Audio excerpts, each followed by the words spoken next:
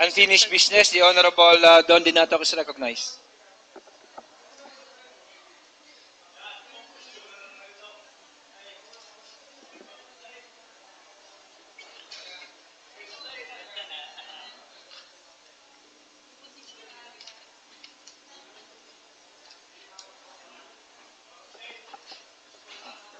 Mr. Chair, as Chairman of the Committee on Finance, Budget and Appropriations, may we request the good Secretary for the reading of Committee Report number 9 regarding the ratification of loan agreement of the City of Lipa with Veterans Bank for the Lipa Public Market Parking Building. Mr. Secretary, please read the committee report. December 16, 2013, Committee Report, submitted by Committee on Finance, Budget and Appropriation number 9, subject, ratification of loan agreement with Veterans Bank. In a letter dated November 7, 2013, the City Administrator by authority of the City Mayor forwarded to the SP the loan agreement executed by and between the City Government of Lipa and the Philippine Veterans Bank in the amount of 300 million pesos for ratification. Said amount shall be used to finance the construction of the Lipa Public Market Parking Building. It could be noted that the Honorable City Mayor was authorized to negotiate and enter into a contract of loan with any financial institution to be used for the construction of a parking building with virtue of Resolution number 280 dated August 16, 2010. The SP likewise approved Resolution number 273 which approved the establishment of the Lipa Public Market Parking Building, and Resolution number 274, which adopted the feasibility study of the said parking building. A committee hearing was conducted on November 29, 2013 to discuss the same, which was attended by the City Administrator, the City Budget Officer, and the Assistant City Treasurer. Under the loan agreement, the loan which the lender has agreed to grant the City Government shall be in the principal amount of 300 million pesos for a period up to 10 years, inclusive of 12 months grace period on principal. 2. Principal is payable in equal monthly amortization to start at the end of the 13th month from the date of initial drawdown. 3. Interest rate shall be floating based on 1-year PDSTF rate plus a spread of 3.211 0% per annum or Bangko Sentral ng Pilipinas overnight reverse repurchase rate plus a spread of 2.8158%, whichever is higher. The interest shall be subject to annual repricing and payable monthly in arrears to start at the end of the first month from date of initial drawdown. Documentary stamp tax, gross receipt tax, pre-termination fee, if any, fees, charges, and other applicable taxes shall be for the account of the borrower. Seeing the necessity of the request, this committee recommends the passage of a resolution ratifying the loan agreement executed by and between the City Government of Lipa and the Philippine Veterans Bank in the amount of 300 million pesos. Respectfully submitted, Honorable Donato Olinatok, Chairman, Honorable Nonato Armonfero, Member, and Honorable Kathleen Cibriones, Member. All signed the committee report. Motion? Mr. Chair, I move for the adoption of the committee report, Mr. Chair. Discussion. The Honorable Maria Concepcion Hernandez Veloso is recognized.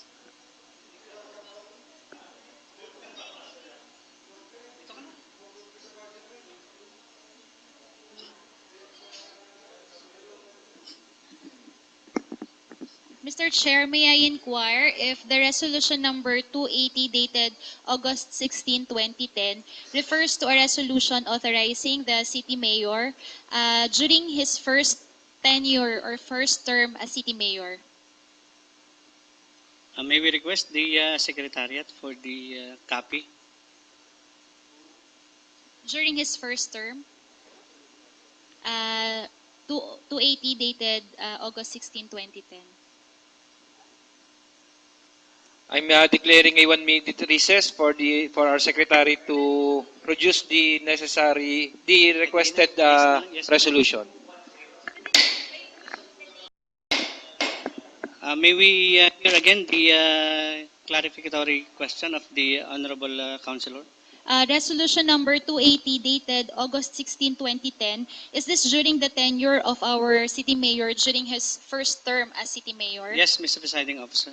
So may I inquire as to the applicability of the authority given unto him during his first term, considering that the composition of the Sangguniang Panglungsod members today do not form the majority members of the first Sangguniang Panglungsod dated 2010. Councilor Attorney Makasaet is here also to clarify whether or not there is a carryover provision with regard to the authority. But as per tradition of the Sangguniang Panglungsod, we have always given the city executive the a fresh authority to enter into contract, and we have always been granting it based on the will of the majority of the present or the incumbent Sangguniang Panglungsod members. The reason for this applicability of the tradition is, first, we would like to give the present Sangguniang Panglungsod members the opportunity to air out their sentiments, because it could be surmised that even if this has a carryover provision, we are defeating the intention of the present Sangguniang Panglungsod members. So the intention is to perhaps give a new authority so that the Sangguniang Panglungsod members today could exercise their right also to be heard pertaining to the authority being given unto the city mayor. The Honorable Makasaet is recognized.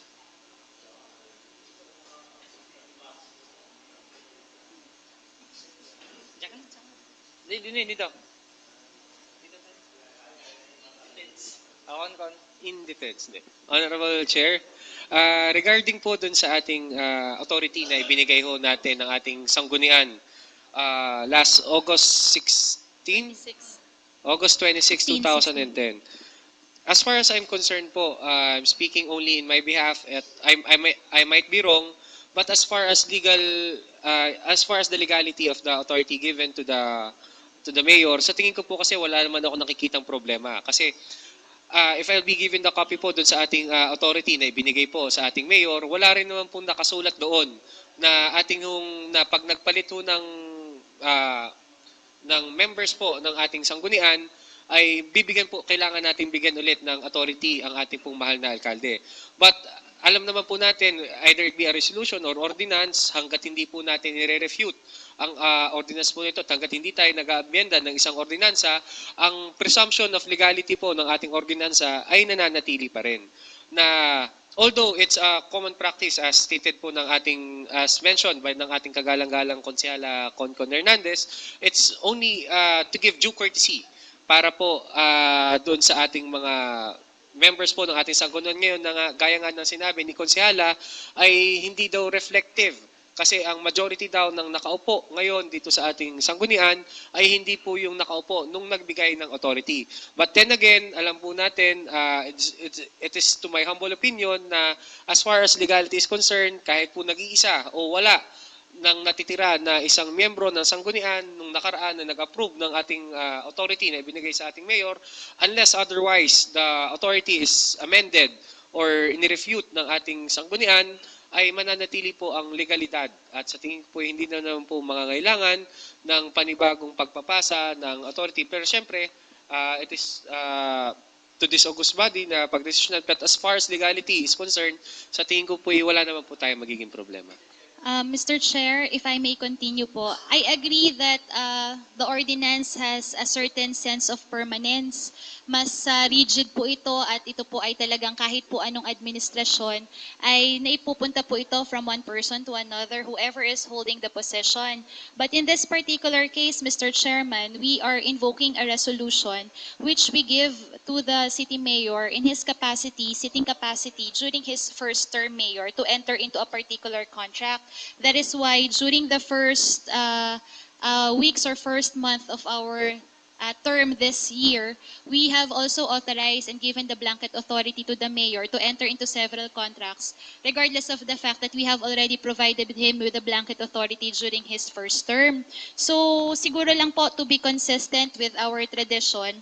And similarly, if I may also invoke the case of Gokong Wei during the time that they had a resolution pertaining to the membership of their board of directors. It was ratified by the members of the stockholders who are not anymore the majority stockholders of that present position. And the Supreme Court has ruled that there is a need to pass another bylaws pertaining to that. So this is not really a case in the government, Mr. Chair, but however, we are vested with corporate authority and also corporate powers. Therefore, we could probably use also yung pong interpretation na yun na ginamit.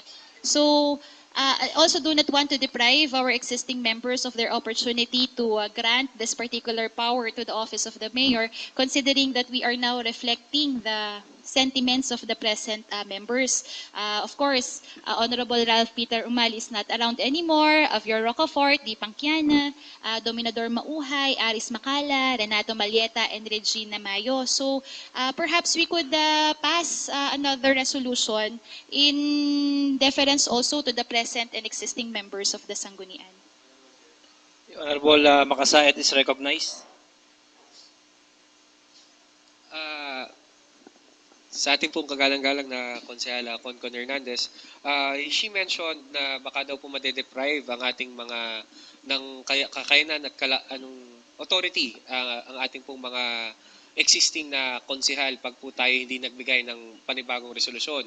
Pero it is, to my humble opinion, ang akin naman po ay pag naman po natin tinanggal at nagbagay tayo ng panibagong resolusyon, ang tinatanggalan naman po natin ng kakayanan o otoridad ay yung mga nagpasa ng resolusyon noong August 26, 2010 na kung ating basta babaguhin na sila bilang mga konsehales din ng ating bayan at dumaan naman sa tamang proseso ang pagpabigay ng isang authority sa ating pong mahal na alkalde ay sila naman po ang ating tatanggalan. But syempre, it is but to comply with the tradition, but doon po sa ating binabanggit, I think ko po'y wala namang problema kung tayo po'y magbibigay, wala namang pong problema yan, but as far as legality po is concerned, I think po wala naman nagiging problema. And in reference doon po sa case ni Gokong Wei na nagsasabi na dahil nga po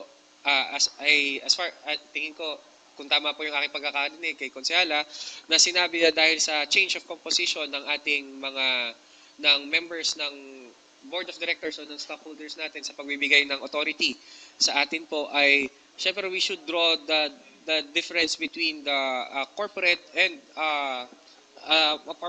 although it's also a corporation, ang ating government ay nandito pa rin po ang mga presumption of legality na tinatawag natin na nasa saayon din naman po sa ating batas na kaibahan ng isang commercial corporation sa isang public corporation.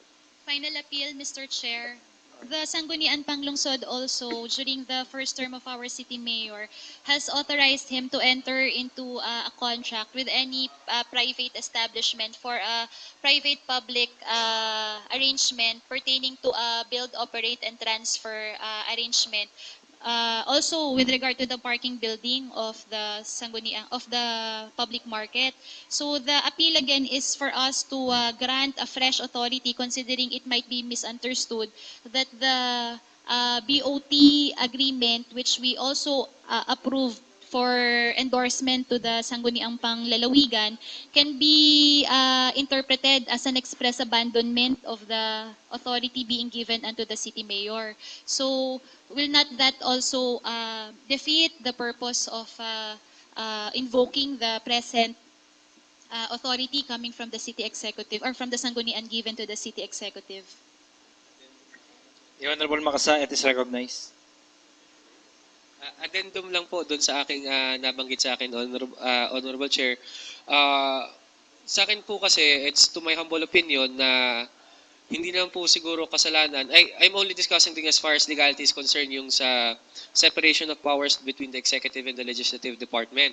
Siguro po hindi naman kasalanan ng executive department kung tayo magbibigay palagi ng authority sa kanya. Where in fact, although alam din natin na tayo ay nagbigay na dati ng authority, ay nasa sa atin na tayo yun dahil tayo nagbigay ulit ng authority. But then, it does not defeat the purpose as far as I'm concerned na hindi ho naman ito nababali kung ano ho yung authority na ibinigay natin nung una. Kasi kung sa akin po, kung ako yung tatanungin, kung tayo mismo ang parang ang mangyayari diyan, tayo mismo ang ko-question at ke-question doon sa ipinapasa na nating na mga resolusyon, hindi lamang natin pero ng mga kagalang-galang din ng mga konsehal na pinagdaanan ang tamang proseso ng pagbibigay ng authority sa nakaupo. So I don't think it's a proper argument na sabihin natin na tayo merong mga binigay na panibagong authority para sabihin na dapat ay magbigay ng panibagong authority ulit because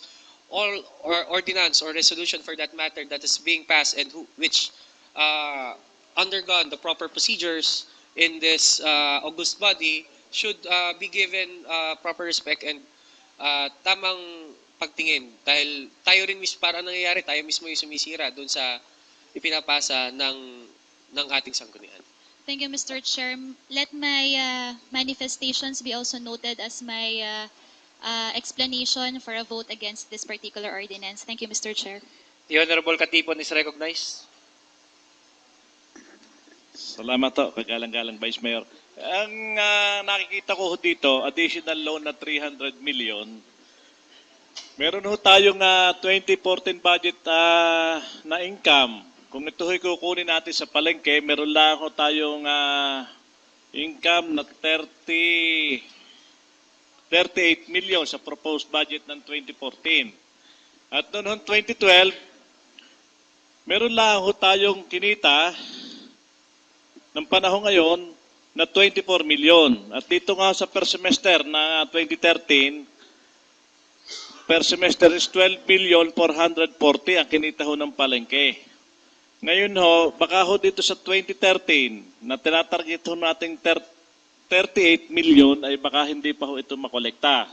Binabaho natin ang proposed budget ng 2014 ng 30 million at ito ay baka sakaling makolekta. Pero ang akin hong tanong din saan ho, papaano kukuha ng income ho ang parking? Pwede ka ho, sino man ho? The Honorable Linatok is recognized. Mr. Chair, we have approved the feasibility study of the said public market parking building.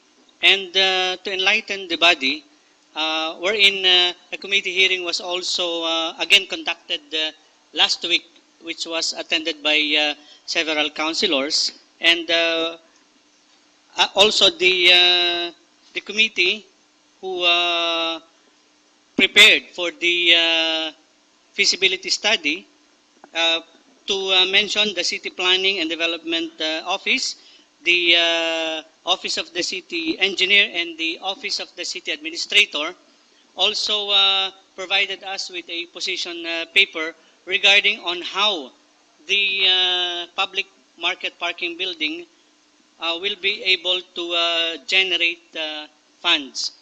Na kung makikita po natin dito sa feasibility study, nandun po lahat ng detalye, ito po ay nasa secretariat. At ngayon po ay hawak ko rin ang isang position paper regarding on how the Lipa Public Market Parking Building will create more jobs and also better services regarding parking and ease up the traffic flow of the will affect the entirety of the city proper of Lipa. Nandito po ang kanilang pag-aaral na ang 300 million po na utangin ng Lipa Public Parking Building ay magkakaroon lang po tayo sa unang taon ng subsidy dito na sa kanyang operation. We will augment at around 23.5 million and is projected to be recovered in 9 years and 5 months.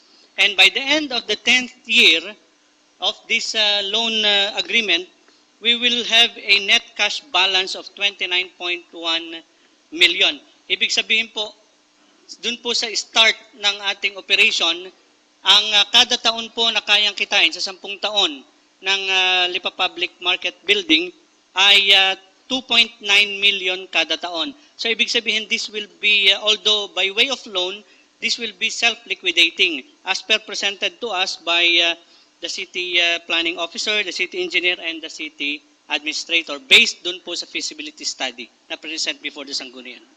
Because sa condition ho ng Philippine Veterans Bank, nagkaroon ho kasi doon ng tinatawag ho nating collateral.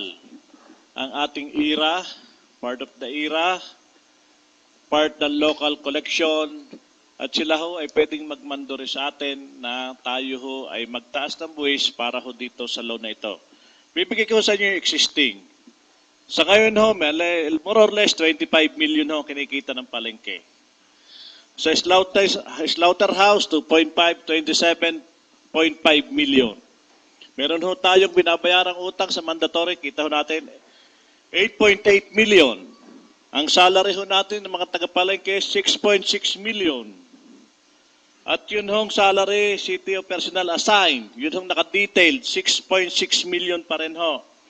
Ang total expense ho natin sa loob ay 22 million na ho. Doon sa income natin, 27 million. So, meron ho tayong income na 5 million. Naalis ho natin yung salary, yun yung ating mandatory obligation sa utang pa ng palengke way back 1993. After the 300 million loan, ganun pa rin ho aking ini-estimate, 27.5 million, may nandun pa rin ho yung mandatory, nasa budget, yun yung salary, yung naka-detail, tsaka hindi, almost 13 million.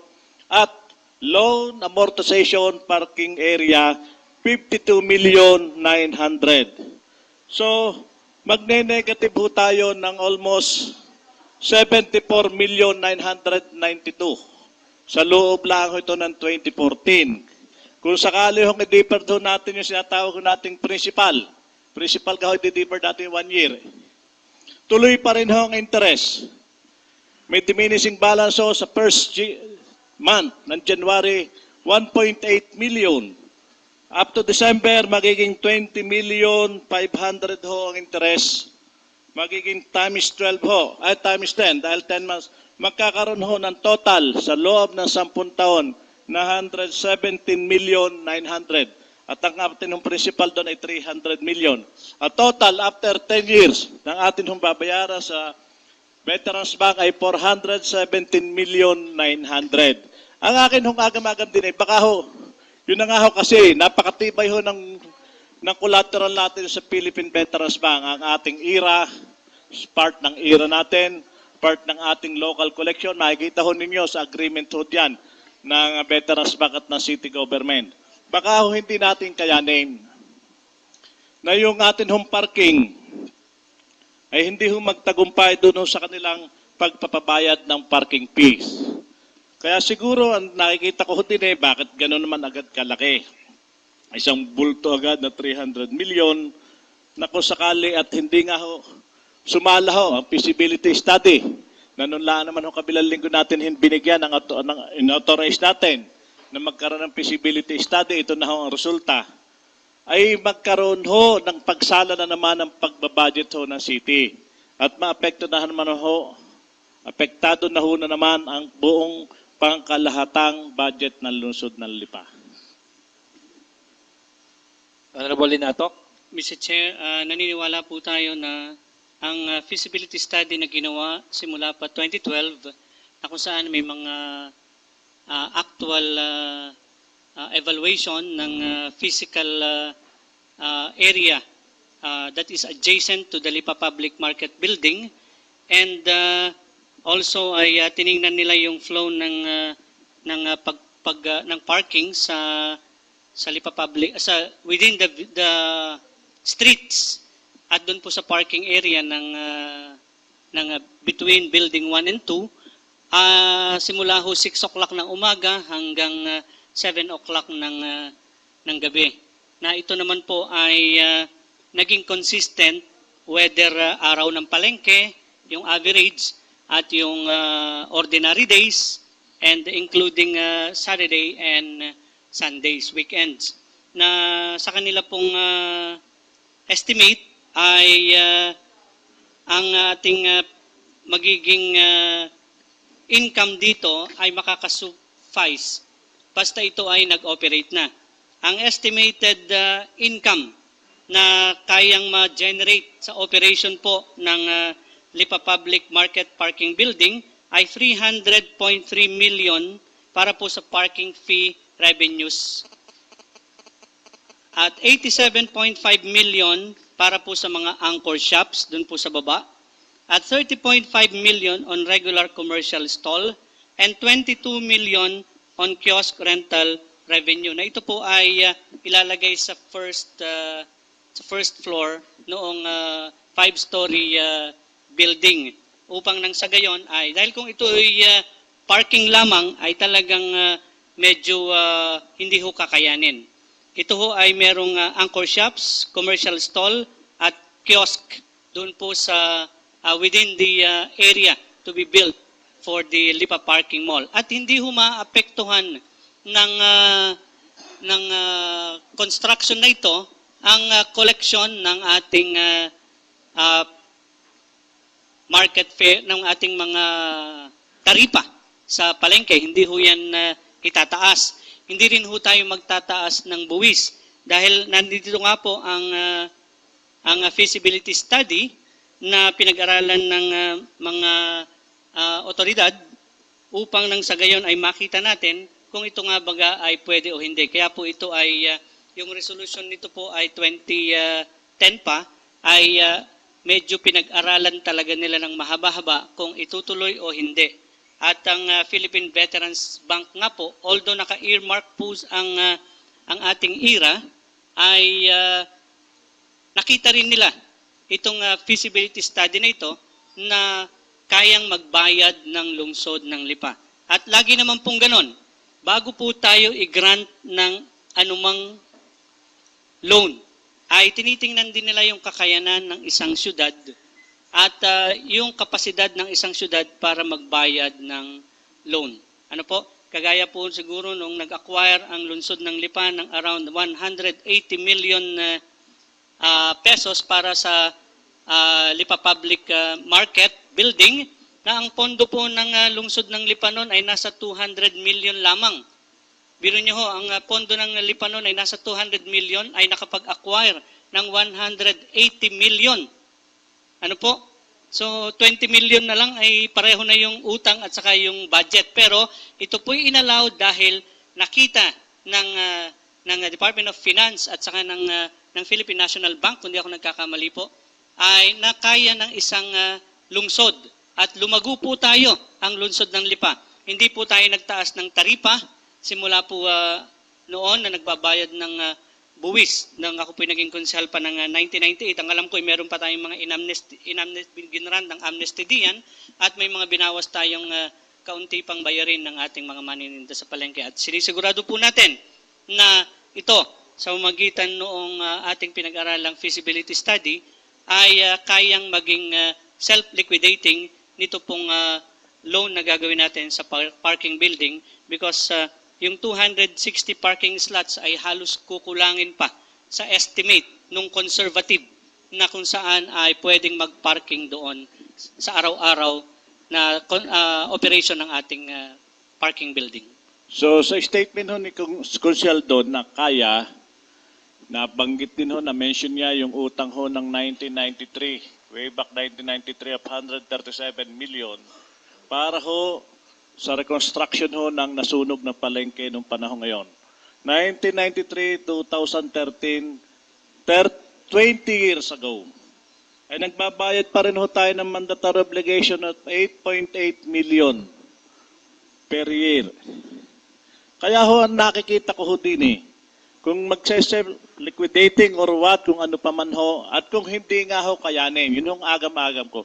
Kung hindi ho kayanin din, para na rin ho yung ospital ng Lipa.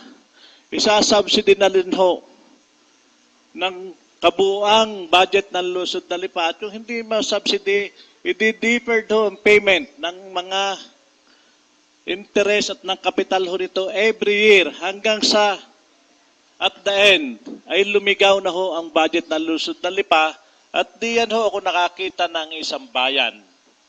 Amerika pa ho ito. Ito ho ay doon sa tabi ng Union City na isang bayang maliit na gawaan ng wine. Ay hindi ko akalain nung punta namin bankrupt ho yung syudad.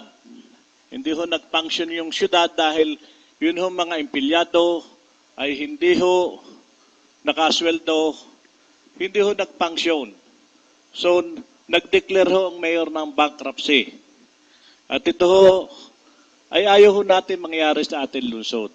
Na kung hindi nga ho tayo mag-declare ng bankruptcy sa bandarian, pero palubuhin naman ho natin ang mga buwisan dito ho, ang buwisan lupa, ang mayor's permit, lahat. Kung mataas ho ang magiging kagastusan ho dito, magiging high level, baka ho hindi kayanin ng ating mga negosyanteng maliliit. At mabuhay na laang ho dito, ay ito hong katulad ng Sumart at Robinson. Ang conflict ho dito sa ating parking na ito ay yun hong pagkaka-aproba ng Grand Terminal dito ho sa Sumart. Kasi ho, yung Grand Terminal, yan ho'y competition ng atin yung sinasabing construction ng building, parking building sa palengke. Kasi ho, kung ikaw ay may sasakyan, at ang kilo ng isda ho ay 120 pesos, ang isang kilo ng galunggong din ho sa palengke. Pero meron din ho sa Sumart na 130 pesos, may sasakyan ka. Siguro mas nanaisin mong mamalingki sa Sumart, aircon, maalwan, magastos ka lang ng 10 piso. Kaysa papasok ka sa ating palengke na magbabayad ka ng parking fee, kung ilagay mo ang parking fee 20 or 25 pesos per park, yun na rin ho ang mangyayari ho diyan. Kaya ho yun yung nagkaroon ho ng conflict eh. Napakaganda sana yan kung yun yung 2010 na pinag-aralan ng mga konsehal niya ng BOT. Yung build operation. Ang ginawa ho diyan, at di bahala na hong problema ang mga kapital diyan.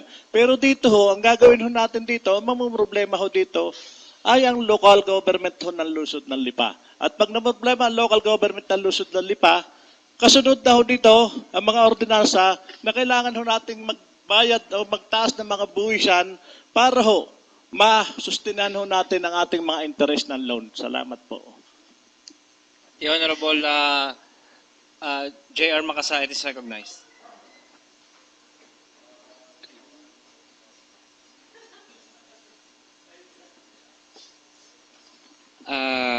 Honorable Chair, ako po yung nandito lamang para ho magbigay ng opinion regarding po dun sa pagtatayo ho ng ating parking building. Kanina po yung napag-uusapan ng ating mga konsehal, ni Konsehal Don Linatok at ni Konsehal ng Kagalang-Galang Nilo Katipon, ang regarding ho dun sa kwentahan, yung kwenta vista kumbaga dun sa mga kung paano patatakbuhin ang ating hong public market. At ito'y sinagot naman ng ating kagalang-galang na Konsehal Don Linatok dahil ho dun sa ating feasibility study. Na alam naman ho nating lahat na kaya tayo nagkakaroon ng feasibility study ay para yung approval ng loan, kasi hindi lang naman ho ang ating sanggunian ang natingin kung aaprubahan ng ating loan. Siyempre ho, bago aprubahan ang loan ng mga bangko, titingnan din muna nila. Hindi lang naman ho tayo nagche-check. Although ito'y ating talagang nasa authority natin para tingnan kung ang feasibility study nga ba na ito ay talagang tama at may posibilidad na mangyari. Pero more than us ho, ang mga, siyempre ang mas mawawalan ho rin dito, although ginagarantiyahan naman ng ating gaya nga sabi ni Konsehal Nilo, ng ating IRA at ng ilang pa ng ating government, ay chinecheck din ho ng mga pagkakautangan nating bangko kung kaya ba talaga o hindi na maibigay ang ating ginawang feasibility study doon ho, at para siyempre sila ho yung isa sa main taker nito eh. Kasi sa kanila tayo magbabayad ng ating loan. So that aside po, sa tingin ko as the question about our feasibility study, although there's a risk, tama ho sinabi ni Kagalang-Galang Nilo na pwedeng hindi magawa, pero kaya naman ho tayo nandyan, kaya ho nandyan ang ating executive department at kaya ho dumadaan sa rigorous procedure ang ating ang pag-aprubahan ng loan ho na ito. At hindi lang ho tayo nag-check ng feasibility study, pati ang bangko ay nag-check ng feasibility study, ay para ho masigurado na nandyan ho at magiging successful ang ating hong parking building. But then again, sa akin ho kasi ako, may point of view regarding ho sa pagtatayo ng ating parking building, with all due respect sa ating kagalang-galang Konsehal Nilo, I don't think there's a disagreement between the establishment of the Grand Terminal and the establishment of the parking building at the public market. Unang-una po, tinayo ang ating Grand Terminal dahil nakita natin ang trapiko dito sa ating bayan. Gusto nating maisaayos. Ito bago na itayo ang Grand Terminal ay dumaan din ho, masusing pinag-aralan ng ating sangguniang panglunsod ang pagtatayo ng isang Grand Terminal. At dito nga ay, alam ko although nandyan na Grand Terminal at patuloy na inaayos, ay tuloy-tuloy pa rin naman ho ang improvement para dyan ho sa ating Grand Terminal. At alam ko namang masusing binabantayan ng ating mga konsehal ng bayan ang o-operate ng ating Grand Terminal. But then, yes, alam ho natin na sa pagtatayo ng isang Grand Terminal ay dadami ang pupunta sa SM. But then again, ating po din titingnan sa pagtatayo ng isang parking building dito po sa ating public market, ano ho ba ang magiging epekto pag tayo nagkaroon ng isang parking building? Alam mo natin dun sa ating parking building, bagamat meron tayong babayaran na 30 pesos or whatever the amount is dun sa ating parking building, ay nakita naman ano yung magiging after effect pag nagkaroon tayo ng parking building. Ano ba yung kagipay na kasama dun sa feasibility study ang ipapatupad ng ating executive department pag nagkaroon ng parking building. Ang trapiko sa loob ng bayan ay magluluag. Ang mga tricycle at kung ano-ano pa na mga sasakyan ay ilalagay ho dun sa ating parking building. Correct me if I'm wrong, pero yun po yung aking pagkakaalam sa pagkakaroon ng isang parking building. Ang mangyayari ho dyan ay luluag ang ating public market, luluag ang ating pamilihang bayan, luluwag ho ang ating city proper. Na alam po natin, it's already a given fact at pwede namang i-check sa ang mga pamilihin ho sa public market at ang mga pamilihin dun sa SM o Robinsons ay mas mahal ho sa SM at Robinsons. Sa halagang 30 pesos kung ikaw ay magbabaya sa ating parking building, kung ikukumpara naman natin sa ating maititipid, kung tayo ay kung tayo doon bibili sa ating public market, ay tingin ko yung mas makakatipid po tayo. At syempre, ano pa ho ba bukod dun sa trapiko ang magiging epekto ng pagtatayo ng isang parking building? Siyempre ho, ito'y tulong. Sa akin ho kasi nakikita ko ang pagtatayo ng isang parking building na tulong doon sa mga local entrepreneurs po dito sa ating bayan. Bakit ho nasabi na ito'y tulong sa ating mga local entrepreneurs? Kasi ho, alam mo natin ang kompetisyon between SM Robinsons at doon sa ating pamilihang bayan, mas komportable talaga. Ano ba ang dahilan kung bakit pumupunta sa Robinson? Ano ba ang dahilan kung bakit pumupunta sa SM ang mamimili? Yan ay dahil sa convenience. Pero syempre, ano ba yung convenience na pinag-uusapan dito? Kung ang mga normal naman ho ng mga tao ay handang magsakripisyo, mainitan ng konti, wag laang ma-traffic, ay tingin ko yung mas pipunta na ho sila sa ating pamilihang bayan. At pag nagpunta ho yan ay malaking tulong sa ating mga local entrepreneurs. Yung mga nagtitinda sa palengke, yung makikita ho natin na mga maliliit na manininda, pag ho ating binigyan ng kaluwagan sa loob ng palengke, ang ating mga mamimili, mas pupunta ho diyan ang ating mamimili. So this is only my opinion po doon sa pagtatayo natin ng ating parking building. We all have our own opinion. Pero sa tingin ko po, ito po kasi hindi natin lamang dapat tingnan kung ano yung pera. 300 million man yan, 500 million man yan. There's the feasibility study to answer kung kaya ba natin ma-recover ang 300 million na yan. Nandyan ho yan at nandyan ang mga bangko para patunayan kung kaya nyo nga ba. Kaya naman ho inaaproba ng bangko yan, ay dumadaan pa sa BLGF. Ang dami hong dinadaan na ahensya ng gobyerno. Pero ang ating dapat tingnan ay ano pa ba ang may dudulot bukod doon sa recovery ng amount na inilalagay na kailangan bayaran doon sa ating loan application for the parking building. At tingin ko ang mas importante dito na dapat nating tingnan ay yung pag-angat ng ekonomiya ng ating mga local entrepreneurs. Na alam mo natin sa pagpasok ko ng bagong mga panahon ngayon, ang dami na hong mga malalaki na negosyante na pumapasok. Na pag hindi ho natin tinulungan at hindi natin ginawa ng paraan ang ating mga maliliit na manininda sa ating palengke, ay lalamunin ho ito ng buhay. Sa tingin ko, ito yung mas ating dapat tingnan dito po sa pagtatayo ng ating parking building dahil ang makikinabang dito ay hindi lamang po yung mga magpapark. Ang makikinabang ho dito ay hindi lamang ang ating mga local entrepreneurs pero ang ating bayan. Dahil siyempre, pag natulungan natin ho ang ating mga kababayan, chain reaction na naman ho yan eh. Pag nagkameron ng kita, ang bawat maliliit na mamamayan, magkakameron sila ng pondo, ng pera, pangpapaaral, kung sila yung magkakasakit. Although we're already providing mga provisions o iba't ibang tulong o programa through our city government, sa tulong ho ng ating mga konsehal na may mga kanya-kanya mga proyekto, tayo ay tulong-tulong sa ating ginagawa. And I think with this opinion of mine, my humble opinion of mine, sa tingin ko po, atin hong tingnan, ano ba ang mga may dudulot ng pagtatayo natin ng ating parking building. Let's not limit ourselves doon po lamang sa financial aspect ng pagtatayo ng parking building. Dun sa loan aspect, let's not limit ourselves. Siguro ay napapanahon na tingnan natin yung mas broader perspective, yung future perspective na pwedeng mangyari dito sa ating bayan. Yun lang po, Honorable Chair. The Honorable Mendoza is recognized.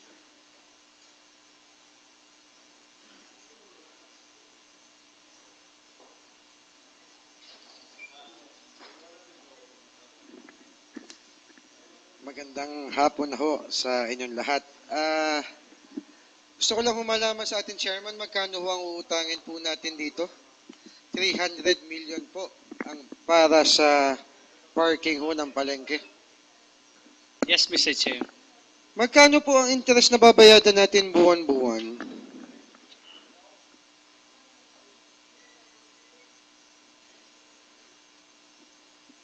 At ano pong rate ng interest ang atin pong babayaran? Ano sa committee report? Ang atin pong interest rate, ito po, babasahin ko po. Interest rate shall be floating based on 1-year PDSTF rate plus a spread of 3.21 per annum or Bangko Sentral ng Pilipinas overnight reverse repurchase rate plus a spread of 2.81% whichever is higher. The interest shall be subject to annual repricing and payable monthly in arrears to start at the end of the first month of the date of the initial drawdown. Pag kinuha pa lang ho natin, saka mag-i-start po yun. And ang gross receipt tax, pre-termination fee, if any, and fee charges shall be, applicable taxes shall be for the account of the borrower. Ngayon, yung 300 million po natin, by the end of the 10th year, ay magigi po siyang 437.1 million. Ano po, yun po yung para sa loan debt servicing natin. At ang operational expenses naman po ay 6.6 million and the 300 million estimated project cost. At sa total nga po ay kasama na yung lahat ng makukolekta natin by the end of the 10th year ay we will be generating a net cash of 29.1 million which if divided in 10 years ay 2.9 million po ang kikitain ng ito po ay conservative na kikitain ng parking building yearly. Ano kaya lang po hindi yan basta mararamdaman sa unang mga taon dahil accumulating po tayo ng pagkita po ng parking building. Yes, kasi ang nakalagay nga ho dito ay interest rate shall be floating based on 1-year PDSTF rate plus a spread of 3.2110% PA or Bangko Sentral ng Pilipinas overnight reverse repurchase rate plus a spread of 2.8158. Nakaspread ho ang ating mga interest rate. Hindi ho maliwanag kung magkanong eksakto ang interest rate na babayadan po natin. Ano ho kaya ang total talaga? Is it 7%? Is it 8%? Sa rate ho ngayon, Ito po ay pumapatak ng halos 7%. Yung 3.2 plus yung 2.8 po ay almost 7% po ang interest rate po. It's something like 6.1%. ito naman po hindi ko po kine-question ang authority na ibinigay sa atin pong punong lungsod. Pero sa pag-negotiate ko ho, sa kaalaman ninyo dito ho sa ating komitiba bilang chairman ng komite ng appropriation, ito na ho ang pinakamababang porsyento na maaaring ibigay ng bangko. Kasi Noon meron po pong tayong- ini-open for sa mga financing institution, ito po ang pinakamababang nag-offer ang Philippine Veterans Bank. 7% annually ho. This is per annum because we're Opo. talking, Mr. Chairman, Yes, Mr. dito Presiding na Officer. 7% ngayong taong ito, 7% uli sa susunod na taon, 7% uli hanggang 10 taon. So hanggat hindi natin nababayadan ang principal amount yan, yan ay 7% pa rin ang 7% ang binabayadan. Pero nung ako po ay humiram po ng sasakyan, sa loob ho ng isang taon, ang binabayadan po lamang ay mas mababa po palagay ko sa 7%. Tapos, dahil na yan po ay taon-taon ay taon-taon nga ho'y nagkakamero ng additional na interest po diyan sa bangko. Hindi ka po pagka dumating ang second year, third year, mas mababa na po ang interest na kailangang bayaran kasi meron na ho utang na ganyong kalaki. So dapat to, nagdi-diminish din ang interest po na binabayadan diyan. Ang alam ko po, Mr. Presiding Officer, yung rate ay hindi po nagdi-diminish, pero yung amount based doon sa principal ay nagdi-diminish po dito sa ating loan. Kagaya po ng mga nauna nating mga loan, Mr. Presiding Officer. So ito na po ang, kasi ira-ratify na po natin ang kontrata, ito na po ang pinakamababa na pumasok sa bidding. Ito na pong 7% per annum. Yes, Mr. Presiding Officer. Doon ho sa panahon na ito, kasi hindi po natin pwedeng, halimbawa ngayong araw na to, nag-present ang PNB just to destroy the loan agreement. Hindi ho po pwedeng halimbawang ganyan. Nung panahon ho na ito in-open for selection kung aling bangko ang magbibigay sa atin, yung Philippine Veterans Bank po ang may pinakamagandang offer po sa atin. Ganun po. Sa presyong 7% per annum. Itong building na ipapagawa ho natin, kasi ratification na ho ng kontrata, so na-aprobahan na rin ho nung kabilang linggo ang feasibility study. Ilang floors ho at ilang square meters ang building na i-construct ho para sa ating parking at the same time yung mga stores and kiosk. Ang alam ko po ito ay 5-story parking building. Ang lahat po ng plano, hindi ko lang ho sa ulado ang detalye na kung gaano kalalaki, ay meron po tayong plano na nandiyan po na nakasubmit po before the Sangguniang Panlunsod at kumpleto naman po yung detalye ng plano, pati po yung schedule po ng lahat ng expenses that will be incurred for the construction of the Lipa Public Market Parking Building. Yes, Mr. Chairman, I have here a copy of the feasibility study. At ang ground floor po ay nandito po yung mga stalls at saka yung mga kiosk. Dito naman po sa second floor ay naandito rin po ang 62 parking spaces. So ang nakalagay po doon ay 260 parking spaces. So sa 60 po aabutin pa ho uli ng 4 na story pa uli ang parking space. The ground floor are the stalls are located on the ground floor and 4 floors po para sa ating parking spaces. Parking spaces, yes. Sa Mr. President. worth po na 300 million. At nakalagay din dito sa ating feasibility study na ang parking slots is 260 na meron po tayong occupancy rate na 221. Meron din po ang bayad po ay 35 pesos for the first 4 hours and 10 pesos, first 3 hours, I'm sorry, Mr. Chairman, first 3 hours and the succeeding hour will be charged at the rate of 10 pesos. Yes, Am I correct, Mr. Chairman? yes, Mr. Chair. Kasi ang nakikita ko katulad nga po na nabuksan ng ating mga kanina ho nagsalita dito, kung tayo po'y maniningil ng ganyang kalaki, meron po tayong mga Robinsons, meron po tayong mga SM, meron po tayong mga meron po tayong mga department stores at mga tindahan po na hindi naman nagcha-charge. Ito ho kaya sa inyong feasibility study na i-present dito sa atin, ay papasukin pa rin ho kahit ganyan ang rate? Mr. Chair, ito pong sa feasibility study natin, ayon sa kanilang ginawang mga interviews at pag-aaral ng mga pupwedeng pumunta, mag-park sa ating parking building, ay karamihan po dito ay tenants and regular market goer.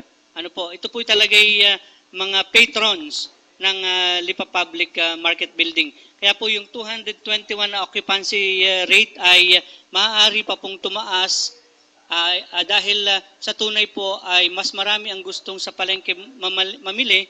Yun nga lamang po ay talagang problema natin yung parking. Tapos ay medyo magulo po ang daloy, medyo mahigpit ang daloy ng trafiko. Kaya marami din po ang nag-o-opt na wag nang pumunta sa palengke. Kaya nga po ito conceptualize base na rin po sa pangangailangan ng ating mga pumupunta sa palengke, ganoon na rin po ng mga tenants natin dito sa public market ng LIPA. Sumasang-ayon nga ho kayo na ito hong parking slots na 260 na nakalagay sa feasibility studies, 85% lamang ang occupancy rate, ang sa tingin ho ninyo ay mas madadagdagan pa nga at mali pa ang tingin nila na 85%. Opo, ito po ay conservative na estimate nila ayon sa base sa kanilang interviews and yung needs ng nakapalibot po. Kasi ang kinonsider po dito ay hindi lamang yung mga tenants at yung nakapaligid mismo sa buong public market building, kundi pati rin po yung mga adjacent streets na sooner or later ay aalisin na rin po natin yung mga parking diyan at sila po ay pupunta po sa ating parking building. Sa panahon ho ngayon ay matanong ko na rin po, ilan ho ang parking spaces natin na ginagamit sa atin pong palengke? Sa ngayon po ay hindi ko napansin dito sa ating feasibility study, pero more or less siguro po yung 50 slot doon po siguro sa ating between building 1 and 2 ay siguro po marami na po yung 50 at ang marami po ay nakaparking na sa karsada. At nakikita ko rin ngayon at umiikot din nga po ako. Pero napansin nyo gaho yung parking doon po sa roof deck din ng atin pong building sa palengke. Yung gaho'y ginagamit pa na parking area. Yung pong sa building 3, O yung sa pataas. yung may ramp, yun po ngayon ay bagsakan. Hindi po siya talaga designed as parking. Drop-off lang po yun. Simula po nang yun ay construct, ay yung ramp po na yun pati ay napakatarik paakyat at saka pababa na nagkataong yan po ay dinesign noon pang 1993 at yan po ay talagang bagsakan lamang. Hindi po siya as per the city engineer's office, hindi po siya designed na makapagkarga ng mga sasakyan, kundi mga paninda at ilang sasakyan lamang po. Hindi po talaga pang parking. Nung 1993 ho, ang pagkakaalam ko diyan ay it was designed as a parking space para nga ho maging convenient ang mga mamimili natin sa atin pong pamilihang bayan. At hindi ko lamang po alam kung kailan po nasabi na ito ay hindi para sa parking space at ito'y para na lamang sa bagsakan. Anyway, yung gahong parking, yung sinasabi hong bagsakan iyo, hindi na pwedeng gawing parking space at kasi yan naman ho'y talagang nakadesign din bilang parking space doon. Kung tayo ay uutang pa ng napakalaking halaga, o kaya ito'y ipaparenovate na lamang o ipapagawa na lamang natin para ito'y maging parking space, hindi na ho siguro tayo uutang. Kasi siguro baka mga pagpaligyan na rin ho nating 60 parking spaces din ho ang pwedeng ma-occupy diyan. Kasi nung ako huling pumunta diyan, may mga ilang stalls din po na nakalagay na diyan sa space na yan. Kaya ho palagay ko, kung ito'y mapapag-aralan at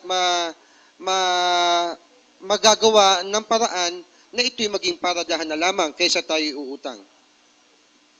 Ang building po ng palengke ay halos 20 taon na ang gulang. Kaya po siguro sa mga nakaranas ding magpa-renovate ay mas magaling pang mag-construct ng bago. For safety, number one, for safety reason. Pangalawa, hindi rin po kayang i-accommodate nung existing na bagsakan ang pagkakaroon ng parking building. And babakbakin din po siguro yung rampa na yon dahil po kung makikita nyo po talaga yung rampa going to bagsakan ay hindi talaga motorist friendly ba ang tawag doon? Hindi po talaga siya masyadong matarik, paakyat at pababa. Nakaranas na po ako umakyat doon at bumaba, talaga hong paakyat ay angal ang aking sasakyan at pababa naman ay baka ako umus-os at mawalan akong preno ay talagang tuloy ho ako doon sa basurahan dati na hindi ho talaga siya naka-design properly as a parking building. At kung makikita po natin talaga yung public market natin na naitayo noon sa halagang 130 million ay umangal po talaga ang mga manininda natin sa disenyo noon dahil hindi po kasang-ayon sa convenience ng mamimili. So ito pong parking building ay magko-connect din po ito sa sa building 1 and 2 na magki-create pa po ng mas magandang pagkakataon na lumago ang pagkita ng palengke dahil yung building 1 and 2 magkakaroon po ng connecting bridges papunta sa parking. So yung mga mamamalengke po halimbawa na magpapark sa second floor na connecting sa building 1 and 2 ay magkakaroon po ng magandang access. Ano po? At kung ang parking nga po ang pag-uusapan natin, kung po pwede po ba yung ating nandodoong bagsakan, sa ngayon nga po as per the city engineer's assessment ay hindi ho maaari. Kagaya ho halimbawa noong dating LCPC. Ano ho? Tingnan niyo ho ang nangyari dun sa dating LCPC na nagpatayo ho ng bagong KLL. Basta na lamang ho iniwan yung lumang building ng Lipa City, dating Lipa City Public College. Ano ho? Na biglang inilipat dito po sa Marawoy, nagtayo ng panibago. Hindi naman po ganun ang ating gagawin na may iaabandon na tayo. Ano po? Dito po ay sa halip nga na pinag-aralan po na yun ay gawing ospital. Kaya lamang po ay as per engineering works is concerned, magtitik-tik ka. So kung matanda na po yung pundasyon yan, ay siguradong mayayanig yan. Baka ho tayo mapagaya lamang sa Bohol at Cebu, na although wala tayo sa fault line, ay baka ho pagka tayo nayayanig ng konti at yan ay dahil na-drill na ulit at nagkaroon ng mga pagbabago. Sabi ko nga po ay halos 20 taon na ang building ng palengke. So baka mas safe at mas mamura pa po na tayo ay mag-put up ng isang bagong parking building, Mr. Chair. Yun ho naman ilalagay sa in-between building 1 and building 2 yung atin pong parking. Kaya ho sinasabi ninyong magkakameron ng koneksyon ang 1 and 2. At totally bagong building ang gagawin, wala tayong gagamitin. Yes, Mr. Chair. Pagdating naman po sa financial po, nakita ko po ito, meron pong projected parking building revenues. Nandito po ay 25 million per annum ang kikitain. Pagdating po sa commercial revenues do sa shops and stalls ay nagkameron po ng halos 10 milyon. Pagdating po sa kiosk ay 2 milyon. So may total ho na 37 million. And ang nabanggit nga ho dito ay more than half or 25 million out of 37 million ay ang manggagaling po sa parking slots. Tama po ba? Yes, Mr. Presiding Officer. Yes. So talaga hong ito ho ay pinapakita ho natin dito sa feasibility study na mostly ay sa parking space manggagaling ang kita dito ho sa pagpapatayo para ho makabayad tayo sa atin pong uutangin.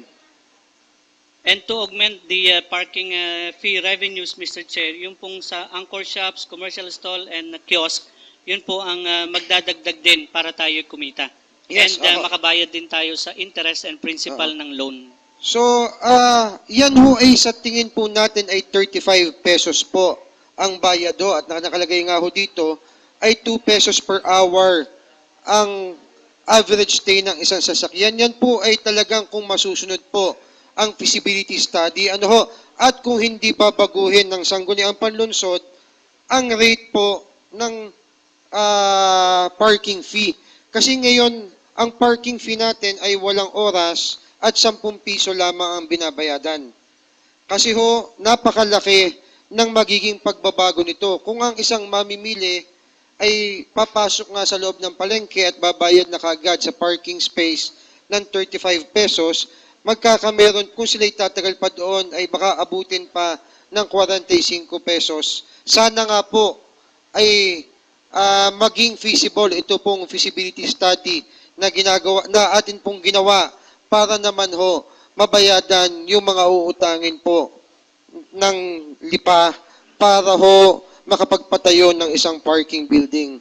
Another question, Mr. Chairman, ay pagdating naman po doon sa mga loan na binabanggit po natin, nandito na po itong 300 million, nagbigay po tayo ng authority na 175 ng isang araw, para ho sa equipment ng ospital, nagbigay din ho tayo ng authority ng 175 million para sa Sports Academy, plus ito nga hong 300 million. Tapos ho, meron pa tayong existing loan na 150 million para ho sa ospital ng Lipa. Meron pa rin existing loan na mga 30 million para dun sa palengke. Hindi ko ho nabanggit din ninyo na meron tayong ceiling or merong cap na isinet sa atin ng DBM na 700 million, 700 something million. Palagay ko ho dun sa mga nabanggit ko hong iyon ay lumampas na ho at sumobra na tayo dun sa ibinigay na cap ng DBM. Mr. Chair, yun pong binigay sa ating capacity, loan capacities nung 2012, ang budget po natin noon ay, kung di po ako nagkakamali, ay 902 million. At yun po ay 742 million ang inaalaw po sa atin for our loan capacity. And ang atin pong existing loan is 150 million sa Ospital ng Lipa, and additional of 170 lamang po. Maximum po yung 170. It may be 150 to 170. Doon po sa Sports Academy ay it can be from 100 to 150 million only, plus 300 million. Tingnan po natin doon sa maximum niya is 770 million. So pwede po itong sa pag-aaral din ng Department of Finance, makikita po nila talaga yung tamang capacity sa atin. So, kung ito naman pong lahat na ito, may submit natin lahat sa Department of Finance, sila na rin po ang magbibigay sa atin kung kailan tayo pwedeng pahintulutan at hindi pahintulutan, Mr. Chair. Hindi ko ho pwede muna na atin ho munang tanungin sa DBM kung magkano ho ang allowed sa atin kasi ang dami na po natin na ilabas na authority to enter into contract sa ating pong mga loan agreements. Hindi naman po natin alam kung magkano po ang ating limitasyon. Mas maganda ho siguro na magkameron muna tayo ng konkreto na kung magkano ang allowed na pwedeng utangin ng ating pong syudad para naman ho maata-atado at nang mapag-aralang mabuti kung alin-alin ho ang mga bibigyan ng prioridad. Kasi uutang ho tayo ng 300 million, may 175, meron pong 170, tapos meron pa ho tayong mga existing na utang. Sana naman po ay kung ang inyo pong representasyon ay papayag na bago tayo mag-aproba ng isang ratifikasyon ng panibagong utang uli, ay mapag-aralan at makita muna natin kung gaano kalaki talaga ang pwedeng i-allow na uutangin natin. Kasi baka mamaya, pag-aprobahan natin ito, mas prioridad natin ang para sa kalusugan, mas prioridad natin ang para sa edukasyon. Di ka ho mas mababalanse natin ang mga uutangin ng lungsod ng Lipa pag alam natin kung magkano ang ceiling ng pwede nating utangin. Kasi this will help in solving the traffic situation in our city. But ito lang ba ang focus o ito lang ba ang trust ng ating local government?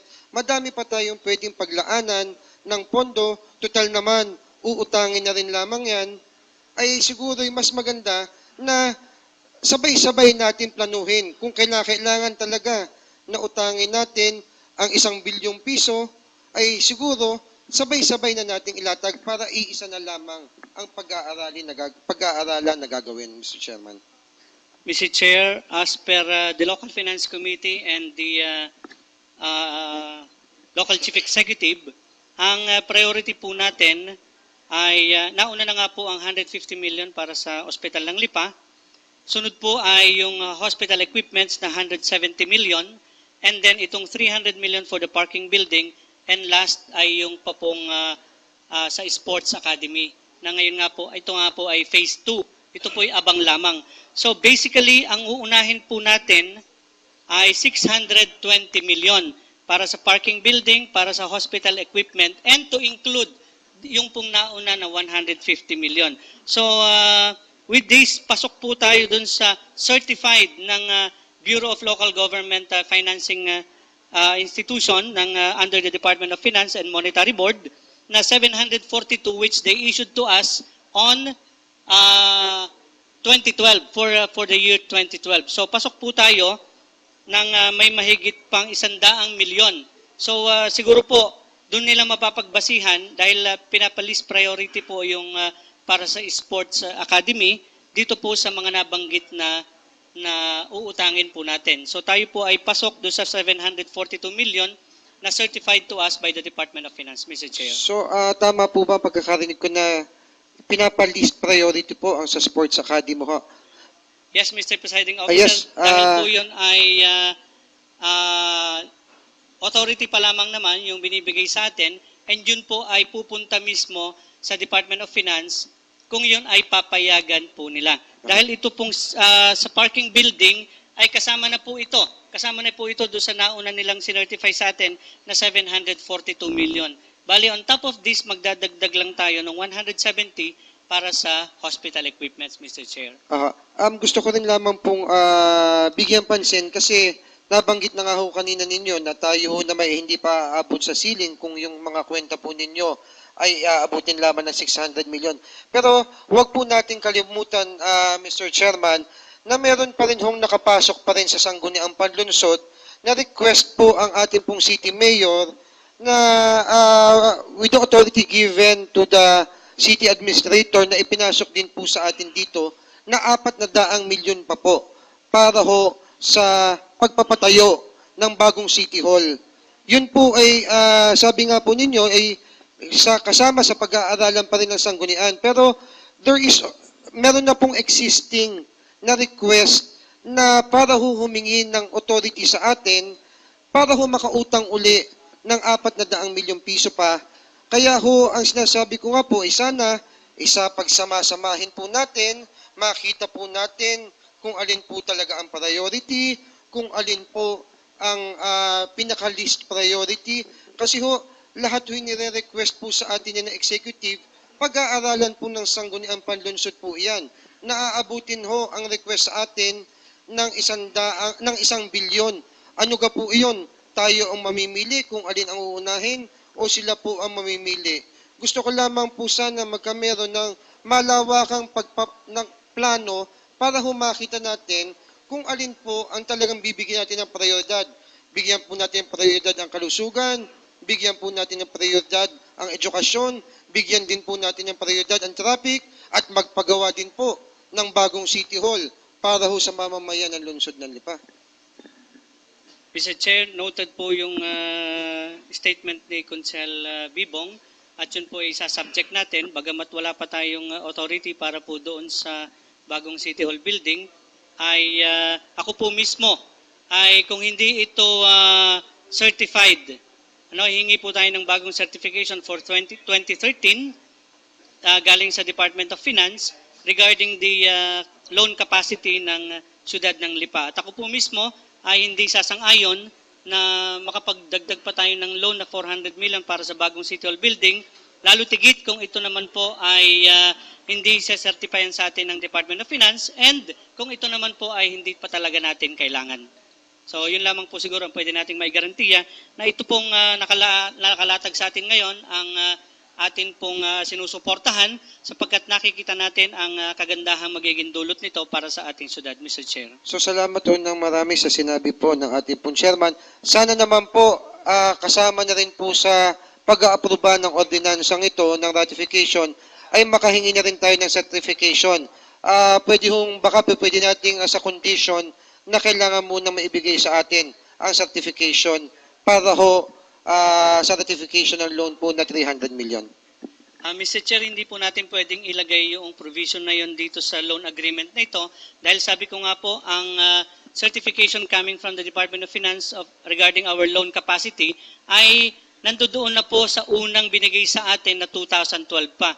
Ngayon kung hihingi po tayo ng panibago ay siguro po yun ay para doon sa sports academy na kung saan ay maaaring kung 152 yon, 150 o 175 ay maaari po tayong lumampas dun sa certified nila na 742. For the time being, dun po muna tayo sa certified ng 2012 ng Department of Finance na 742 million ang loan capacity ng Siyudad ng Lipa. Maraming salamat, Mr. Chair.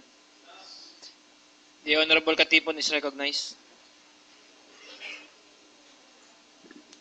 Siguro ho, ang pinakamaganda nito ay pumunta ho kami sa Department of Finance at doon na ho namin na sangguni kung ano ang gagawin natin sa ating bayan Lungsod ng Lipa. Dahil kanina ho, nung ating kinukwenta ho natin lahat, pagrespeto sa aking mga kasamang konsyal, sa inyong mga deklarasyon, kami ho'y narespeto. Ang amin naman ho ay sana isipin din ho nating mabuti na ito ho ay taong bayan pa rin ang mag-aakibat ng mga loan na ito sa bandarian. Maaaring tayo bukas makaluway wala na rin pero yun hong loan na yan ay mananatili at mananatiling babayaran natin at dahil yan ay hanap buhay ng mga bangko na yan ay gustong gusto. Kaya the Department of Finance ay kami may kukwiri din kung anong dapat mangyari at ang dapat gawin para naman ho hindi naman ma-maximum ang kanila hong ginagrant na loan sa atin, maximum ho, ay siguro ay baka naman ho, yung konti, ay tayo ho ay mapagbigyan na konti lang ang ating utangin para ho sa ating bayan. Salamat ho at magandang, I move for the division of the House, Mr. Chairman. Those who are in favor of the committee report, please raise your hand.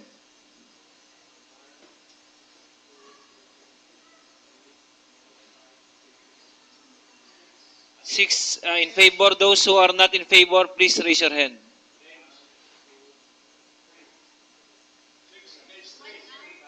Six in favor, 3 against. Mr. Chair, may we call the... no, it's not lost because it's 6-3.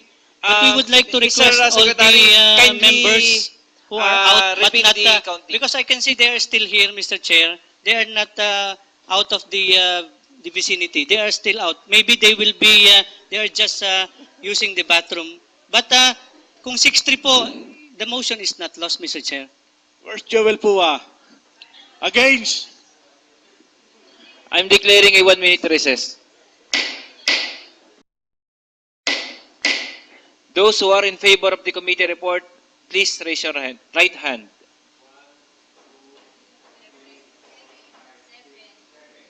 Those who are not in favor, please raise your right hand.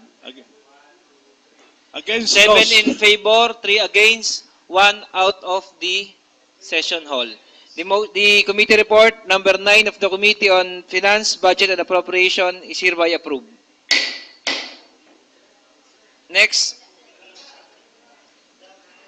Business for the day, Mr. Secretary. Ha? Business for the day. Number na lang. Number 1. Number 1, refer to the Committee on Appropriation. Number 2. Number 2, and number 2 to number 8, refer to the Committee on Land Utilization. Number Number 9, noted. Resolution and ordinance for third and final reading. The Honorable Joel Puwa is recognized.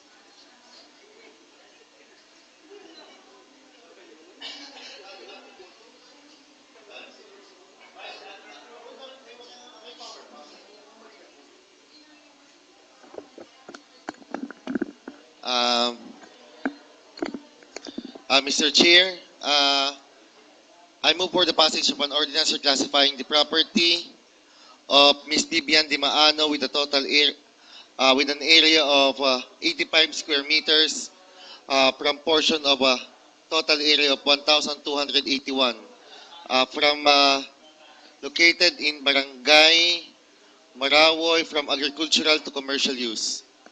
Any second? Seconded. Discussion? Objection? Hearing none. The motion duly seconded is hereby approved for third and final reading. Next. Mr. Chair, I move for the passage of an ordinance reclassifying the property of Mr. Rex Honrade with an area of 215.5 square meters, portion of his property with a total area of 959 square meters, located in Barangay Pinagtungulan from agricultural use into residential use. Any second? Seconded by the Honorable Makasaet. Discussion, objection, hearing none, the motion duly seconded is hereby approved for third and final reading. The Honorable Don Linatok is recognized.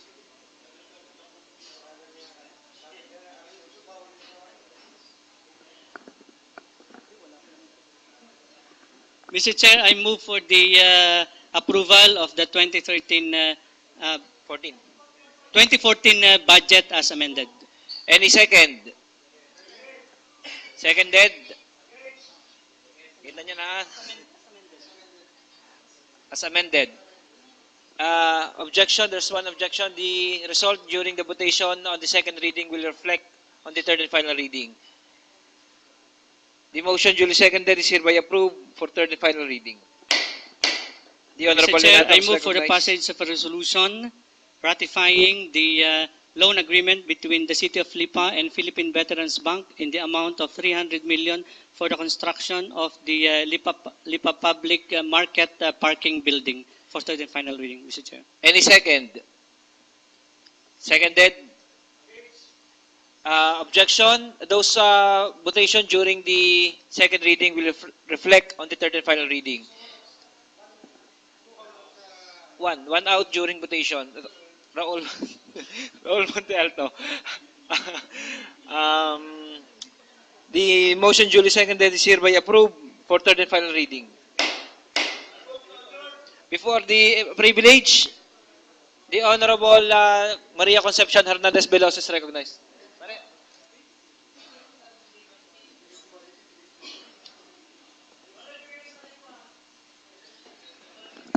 Mr. Chair, on December 9, 2013, the Office of the Sangguniang Barangay of Barangay 5 released a document entitled Ordinansa Bilang 3 Serye 2013. If I may read, simula sa ika-15 ng Disyembre 2013 linggo ay mahigpit pong ipinatutupad ang Barangay Ordinance Number 3, 2013 na pinagtibay ng Sangguniang Barangay ng Barangay 5 upang maging ligtas ang buong nasasakupan ng Barangay 5 at mga karatig na barangay sa mga aksidente o mga hindi inaasahang mangyayari katulad ng sunog na maaaring magmula sa mga bagay o dahilan ng kapabayaan na hindi na pag-ukulan ng mga dapat na alituntunin na susundin sa loob ng Lipa City Night Market. Ang Barangay Ordinance Number 3, 2013 na ipapatupad sa ika-15 ng Disyembre 2013 ay nagsasaad ng mga sumusunod. 1. Bawal gamitin ang mga bangketa ng P. Torres Street at A. Mabini Street na napapaloob sa Lipa City Night Market sa pagtitinda sa night market upang magkaroon ng sapat na lagusan ang mga residente, magtitinda at mamimili sa oras ng Lipa City Night Market. 2. Bawal gumamit ng anumang lutuan na gumagamit ng LPG o liquefied petroleum gas, kerosene o anumang kauri ng mga ito upang makaiwas sa sunog na maaaring maganap. Lutuang gumagamit lamang ng uling ang pahihintulutan sa loob ng night market. 3. Bawal maglagay ng anumang sasakyang gumagamit ng gasoline o diesel sa loob ng night market sa oras ng operasyon nito. 4. Bawal magtinda ng anumang uri ng paputok o firecrackers sa loob ng Lipa City Night Market. Number 5, bawal magdala ng mga batang maliit mula 12 taon pababa ang lahat ng mga magtitinda sa night market. Number 6, ang lahat ng mga magtitinda na gumagamit ng lutuang uling ay kinakailangan maglagay lagi ng fire extinguisher sa kanilang pwesto sa night market. Number 7, kailangan maglagay ng kanya-kanyang basurahan ang lahat ng magtitinda sa night market at dadalahin nilang lahat ang kanilang basura pagtapos nilang magtinda sa night market. And 8, ang hindi pagtalima sa mga alituntuning nabanggit sa itaas na ito ay mangangahulugan ng pagkatanggal ng pwesto sa loob ng Lipa City Night Market. Mr. Chair, I made this as a topic of my privileged speech on several grounds. First, pertaining to the rules, as chairperson of the Committee on Rules and Privileges, we requested a copy from the office of the Secretary to the Sangguniang Panglungsod pertaining to whether or not Ordinansa Bilang 3, Sere 2013, regarding Lipa City Night Market passed by the Sangguniang Barangay of Barangay 5, Lipa City, has been forwarded to the Sangguniang Panglungsod for ratification. Upon issuance of our Secretary to the Sangguniang Panglungsod here in Micah B. Maralit, he certified that as of December 13, 2013, the same has not been forwarded to the Sangguniang Panglungsod. Mr. Chair, dito po sa atin ay kinakailangan ang mga ordinansa po ng mga barangay ay dumadaan po sa Sangguniang Panglungsod for ratification of the SP. Ito po ay nagbibigay po ng ngipin sa atin pong mga officials relative po sa pagpapatupad ng kanila pong mga katungkulan. At ang dahilan po kung bakit po ito dumadaan po sa atin ay para malaman po kung ito po bang action po ng ating pong barangay ay naaayon po sa kapangyarihan na ibinigay po sa ating pong mga barangay official. Although hindi naman po natin sinasabi at hindi po natin tinatawaran ang kakayahan po ng atin pong mga barangay official ng Barangay 5 at tunay pong naniniwala tayo sa magandang intensyon ng mga ito upang pangalagaan ng peace and order and security ng kanilang nasasakupan, still, they are also subjected to follow the rules of procedure ng ating pong government. And apparently, Mr. Chair, ito pong ating pong night market ay kino-consider po natin na isa pong public enterprise. Kagaya po ng ating public market kung saan naririto po sa lokasyon ng Barangay 3, ang pangangasiwa po nito ay nakapaloob po sa ating pong city, hindi po sa ating pong barangay. Nevertheless, Mr. Chair, kaugnay din po nito ay ating pong nire-recognize na mayroon pong kapangyarihan din ng barangay na umakto sang-ayon po sa kanila pong power. Kaya naman po, yung pong mga bagay na immediate at kinakailangan po ng agarang aksyon within the rule ay ating pong binibigyan sila ng kapangyarihan at ating nire-recognize na pwede po silang umakto regarding dito. Subalit, Mr. Chair, ito pong last din po na nakita natin na provision nila, ang hindi pagtalima sa mga alituntuning nabanggit sa itaas nito ay mangangahulugan ng pagkatanggal ng pwesto sa loob ng Lipa City Night Market.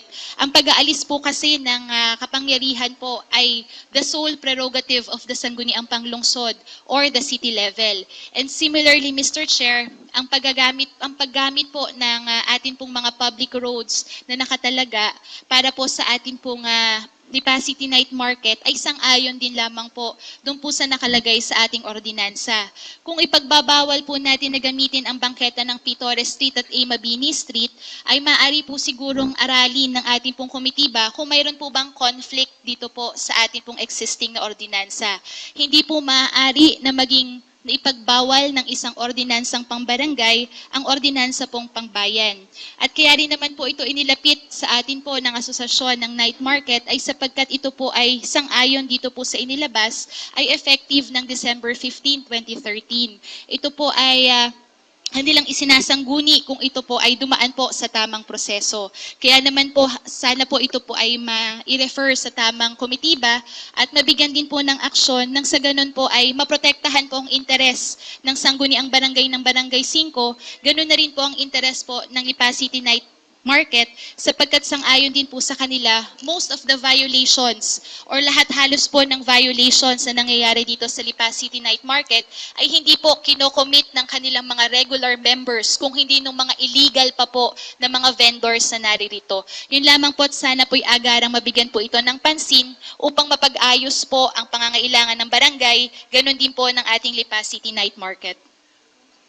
Refer to the Committee on Local Economic Enterprise. Privilege, the Honorable Noni Monfero is recognized.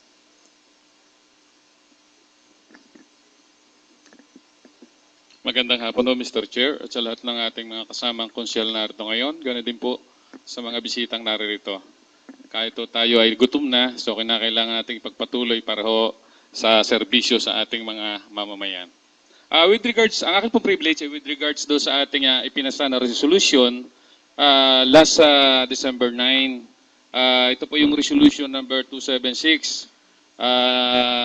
With regards po yun sa request ng ating ng RCC tungkol po doon sa kanilang e-bingo. At nag-request po sila na kung maaari ay gawing specific yung atin nung ibinigay na resolution authorizing the Chief Executive. At sa akin nung tingin, ito ho ay hindi ho yung unusual na ibinibigay natin sa isang nagre-request. So kung pwede po ay ito na muna napag-usapan natin at napagbotohan na natin at atin po lamang gawing specific yung atin nung ibibigay na resolution sa kanila, Mr. Chair. So, Proceed, the Honorable Monfero.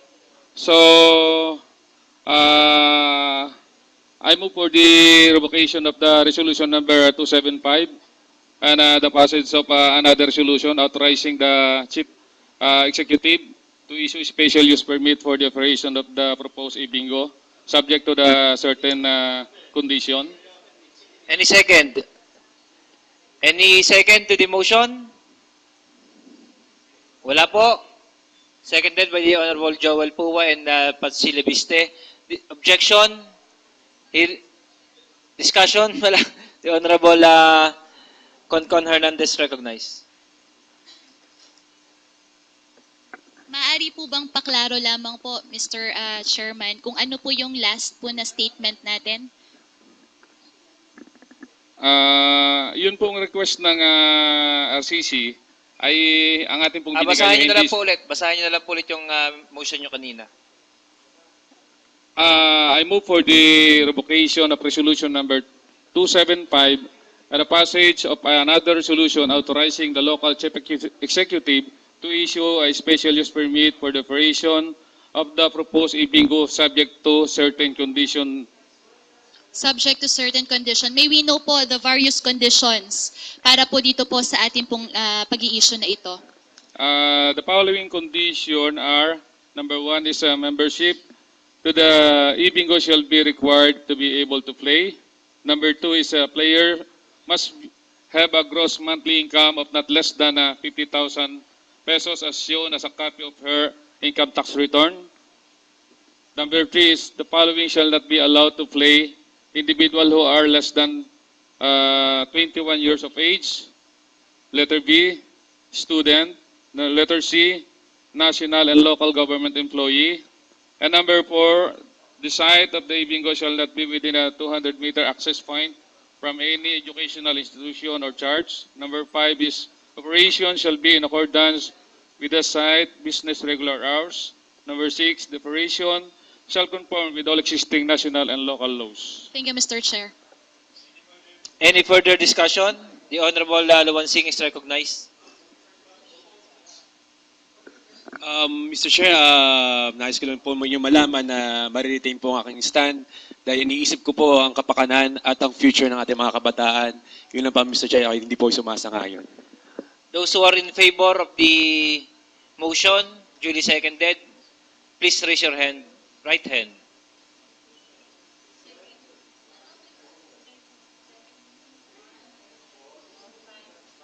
Nilo, pare Nilo.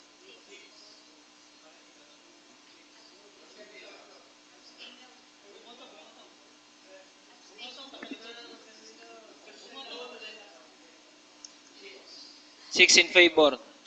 Against? 1. And 3 abstention. The motion duly seconded is hereby approved for third and final reading. The Honorable, Mr. Secretary, Thank you, Mr. kindly Chair. read the... Letter addressed to the Honorable Vice Mayor requesting for the passage of an ordinance for the classification of fund for the improvement hospital facilities in the total amount of 15 million pesos under the 20% development fund. Referred for to the Committee on Appropriations.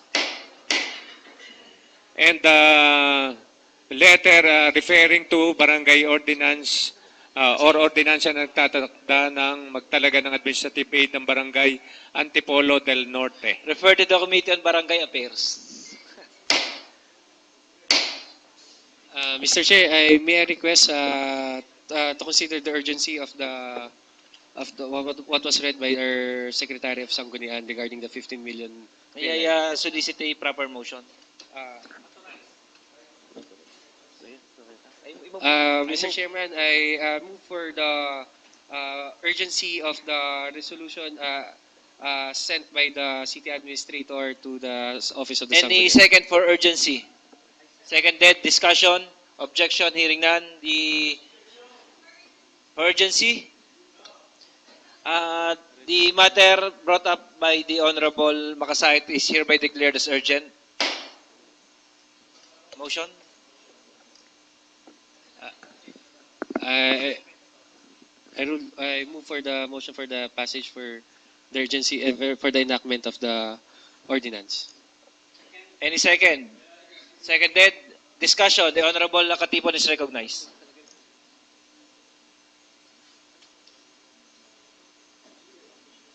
City Development Council Executive Committee Series of 2013.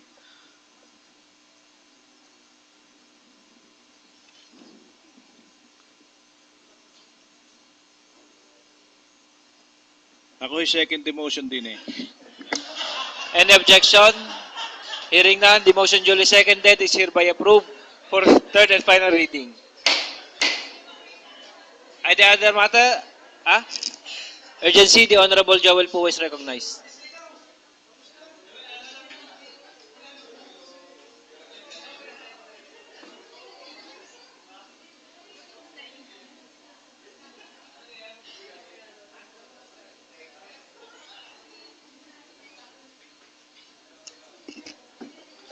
Urgency, Mr. Chair. Mr. Chair, I move for the urgency of the request of Will.i.am Riders Will.i.am Lipa City Riders Club Inc. For the closure of the Liberty Drive on December 29. Any second for urgency? Seconded, discussion, objection, hearing none. The matter for urgency?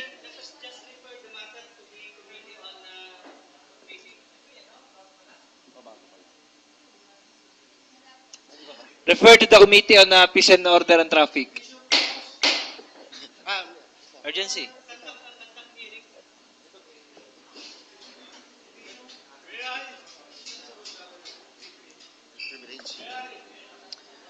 Mr. Chair. Motion. I move, Mr. Chair, I move for the urgency of the request of Ami Monte Alto. Ami Monte Alto with TCT number 164655, lot number 2, block 71, from residential to commercial use, located in Barangay Bugtong. Refer to the Committee on Land Utilization. Any other matters? There's no other matters to discuss and there's no objection from the floor. The session is adjourned.